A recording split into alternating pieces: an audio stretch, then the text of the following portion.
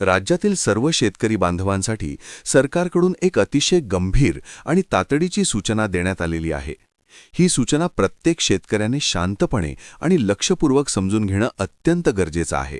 कारण जर ही माहिती दुर्लक्षित केली तर भविष्यात शेतकऱ्यांचं मोठं आर्थिक नुकसान होऊ शकतं. सरकारने स्पष्टपणे सांगितलं आहे की काही महत्त्वाची कामं ठराविक कालमर्यादेच्या आत पूर्ण झाली नाहीत तर शेतकऱ्यांना मिळणाऱ्या अनेक योजनांचा लाभ थांबू शकतो. त्यामुळे हा विषय हलक्यात घेण्यासारखा अजिबात नाही. शेतकरी मित्रांनो, चॅनलवर जर पहिल्यांदा आला असाल तर अशाच अपडेटसाठी चॅनल सबस्क्राईब करून ठेवा, जेणेकरून तुम्हाला रोज अपडेट भेटत राहील. आणि डिस्क्रिप्शनमध्ये तुम्हाला वेबसाईटची लिंक, व्हॉट्सॲप ग्रुपची लिंक, इंस्टाग्रामची लिंक भेटेल. त्यांना नक्की भेट द्या. WhatsApp group, Telegram group join करून घ्या.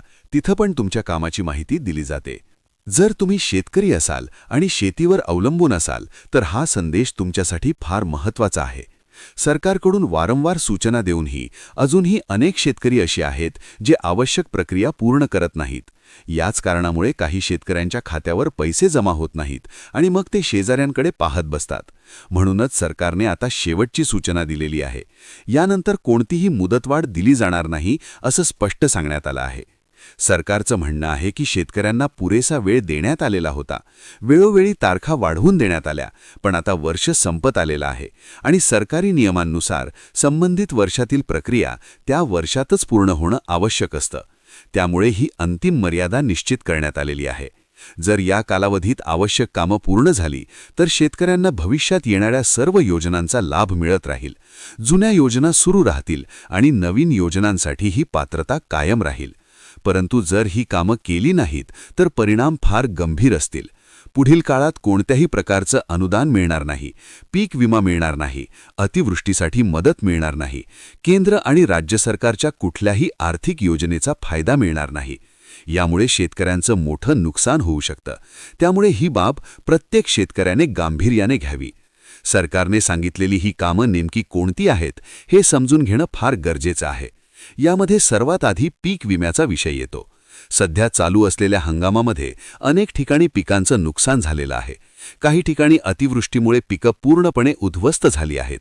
अशा शेतकऱ्यांना मदत मिळण्यासाठी पीक विमा आणि नुकसान भरपाई फार महत्त्वाची असते.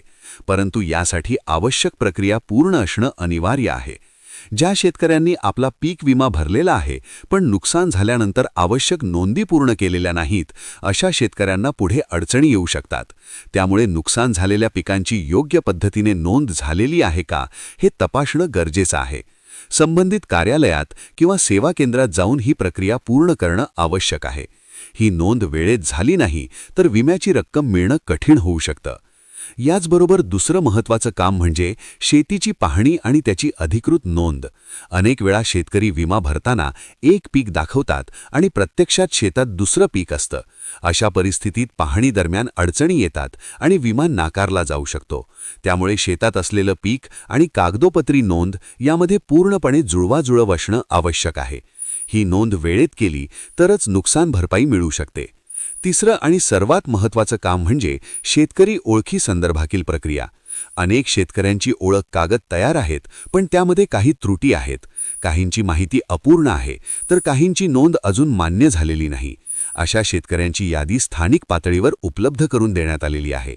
ज्यांचं नाव या यादीत आहे त्यांनी तात्काळ संबंधित अधिकाऱ्यांशी संपर्क साधणं आवश्यक आहे. जर ओळख प्रक्रिया पूर्ण झाली नाही तर शेतकऱ्यांचा संपूर्ण सरकारी लाभ थांबू शकतो. त्यामुळे गाव पातळीवर तलाठी किंवा सेवा केंद्राशी संपर्क साधून ही प्रक्रिया पूर्ण करणं अत्यंत गरजेचं आहे. काही अडचण असल्यास त्याच ठिकाणी मार्गदर्शनही दिलं जातं. वेळेत पावलं उचलली तर समस्या सुटू शकते. एकंदरीत सांगायचं झालं तर ही सूचना प्रत्येक शेतकऱ्याच्या भविष्यासाठी फार महत्त्वाची आहे. थोडासा वेळ काढून ही कामं पूर्ण केली तर पुढील अनेक वर्षांचा फायदा सुरक्षित राहू शकतो. पण दुर्लक्ष केल्यास मोठं नुकसान सहन करावं लागू शकतं. त्यामुळे प्रत्येक शेतकऱ्याने ही जबाबदारी स्वतःच्या हातात घ्यावी आणि आवश्यक प्रक्रिया वेळेत पूर्ण करावी. चौथं सगळ्यात महत्त्वाचं काम म्हणजे मुख्यमंत्री माझी लाडकी वहिनी योजनेची KYC करण्यासाठी 31 डिसेंबर ही शेवटची तारीख आहे. जर तुमच्या घरामध्ये कोणी माया बहिणी असतील आणि त्या योजनेचा लाभ घेत असेल तर त्यांचीही KYC 31 डिसेंबरपर्यंत करून घ्या.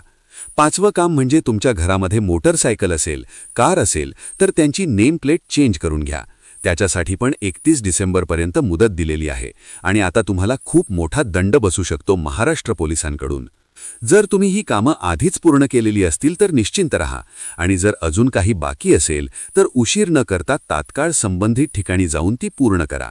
शेती आणि शेतकऱ्यांच्या हितासाठीच या सूचना दिल्या जात आहेत, त्यामुळे याचा लाभ घ्या आणि स्वतःचं आर्थिक नुकसान टाळा.